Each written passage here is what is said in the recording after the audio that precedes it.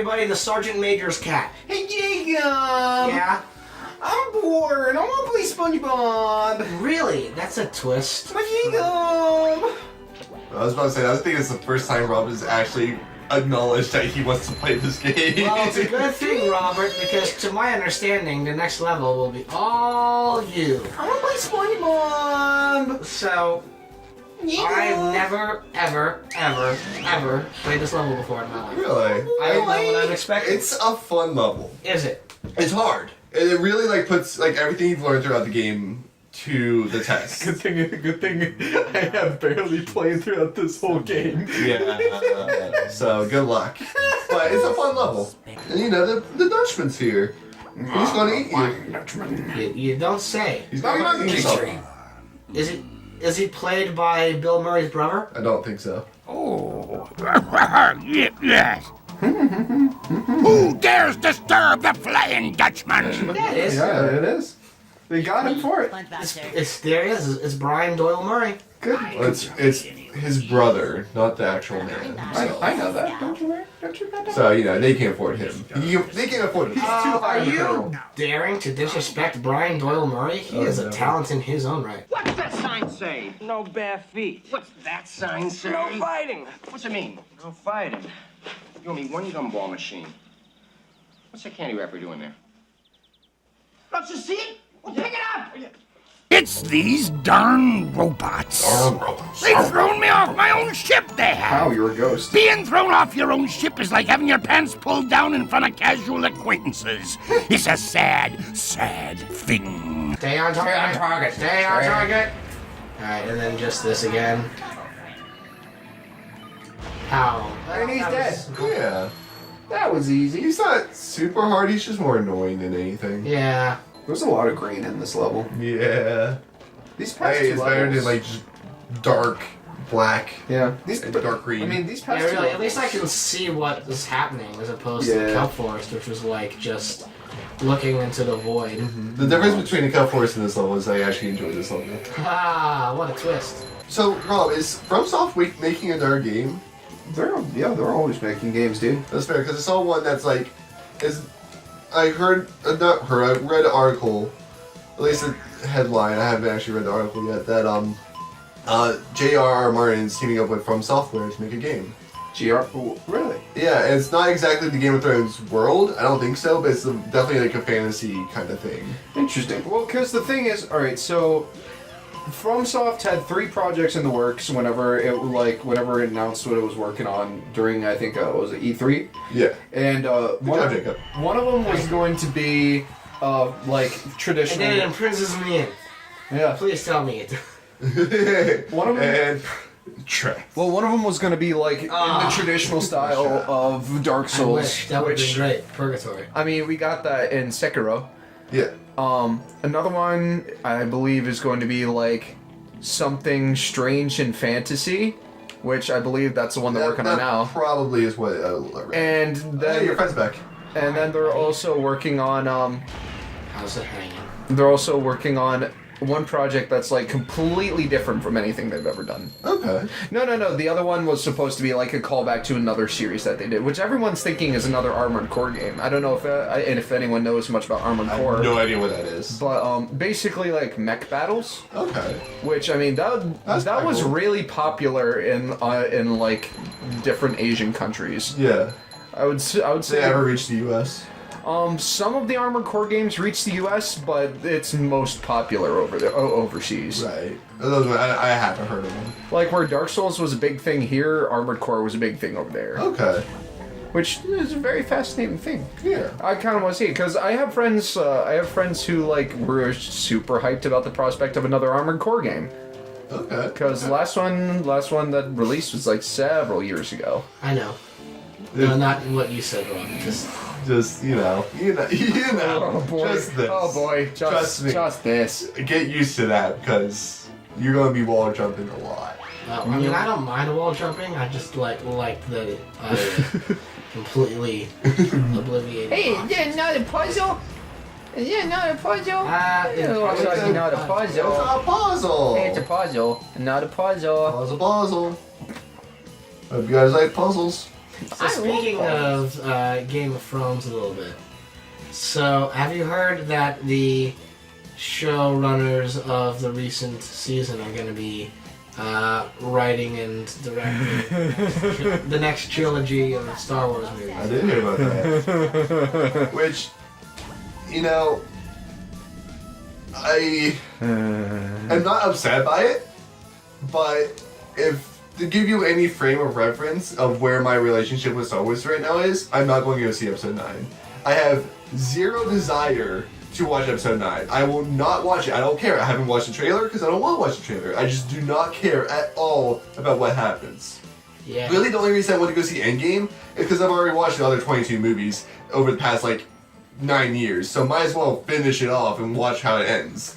With Star Wars Episode 9, I just don't care. I didn't like the first 2 movies, so I don't think I'll like the third one. I don't care if it actually turns out to be really good. Well, maybe I'll watch it then. But I didn't see Solo. I'm not going to see this one. I just don't care anymore. I enjoyed Star Wars for what it was. I'll always appreciate it for where it got me and what it was. But this new generation, I just don't care. I'm over it. I'm moving past it. I'm not going to spend any more waste any more time with this new trilogy or anything that follows. I would argue, honestly, that, and this is going to be something that maybe people will get mad at me for saying, but I don't think is incorrect.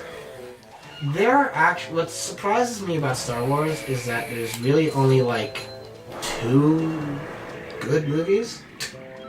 The first one and the second one. Yeah. By which I mean Star Wars and Empire.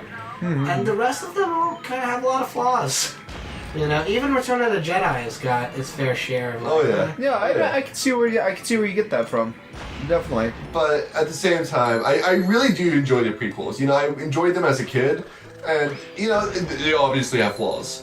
Yeah. And I still think Attack of the Clones by far is my least favorite movie. It's so boring. It's so boring. The only and dull. good part is the end, and I remember. I don't even like the end. Really, as a kid, me and Ray, my little brother, we would skip the entire movie to when they get to the arena, and just watch it there. That's where we started. I mean, that's the only thing I remember about that movie. I really appreciate the Jango Fett and Obi-Wan fight on Kamino. I love the clones. I love the Clone Wars show. I just love that aspect and that generation.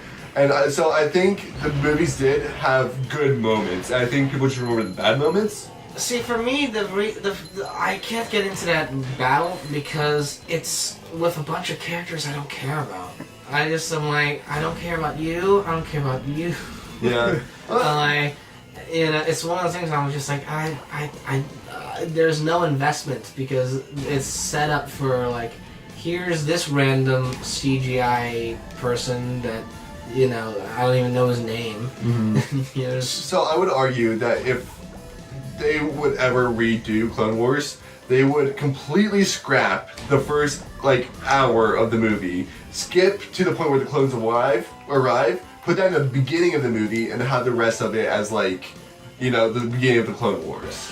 Made that the main focus. It should have been in my opinion. Well, I mean, what was fascinating to me is that I was listening to a podcast to talk about the prequels a couple weeks ago, and they pointed out something that I think is actually correct, and I know that. What was that one section? Just a slide section. Yeah, right. It's so random. It's I'm sliding now. Apparently. But someone pointed out to me, and I agree, that Episode 1, if you actually look at it in the grand scheme of things, is pointless. There's no reason to have that movie there. Yeah. Because it pretty much all the things that are important start in. Well, honestly, all the things that are important start in 3. Yeah. And episodes 1 and 2 are just I mean, you could cut the first 2 and just have Anakin training to be a Jedi and having there being issues why am I not a Jedi Master? That's why I really appreciate the Clone Wars, the show, because they really delve into It was a really, really, really smart show because it really talked about like what it means to be like a Jedi, like to trust justice. Like Obi-Wan in that show had a significant other, a love interest, but he refused to do anything on it because he was so devoted to the Jedi life. It really expanded on like good and bad. Like there is no good and bad. There's just gray space. Like there can be good and there can be bad, but it's so meshed together that's hard to tell. You know, it's not black and white. They talk about so many topics like this, like death and friendship and letting go and stuff like that.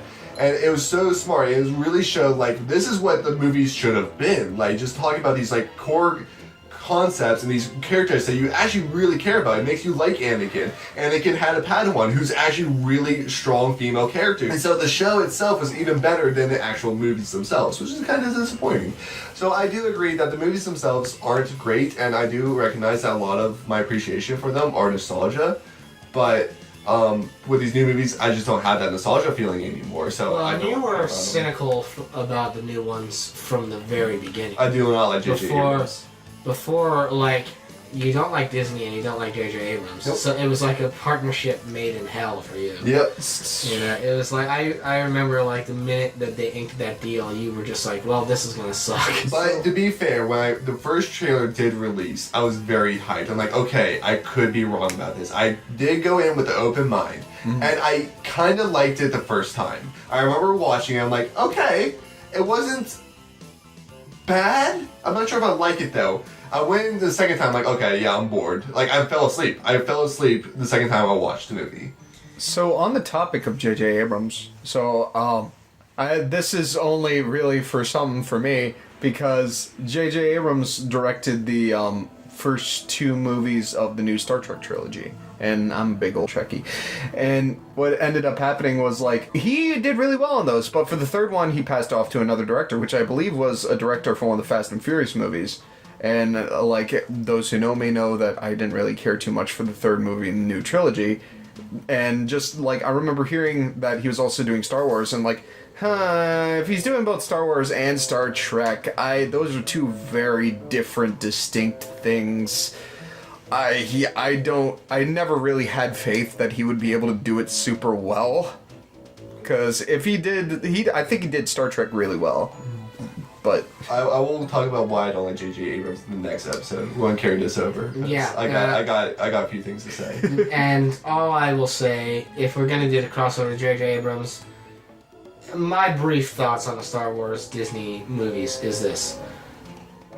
They're very middle of the road for me. I personally think they have more character to them than the prequels do. I also think, though, that the big flaw in all of them is that they are the first Star Wars main movies, which to me feel self-conscious of Star Wars and the mythos.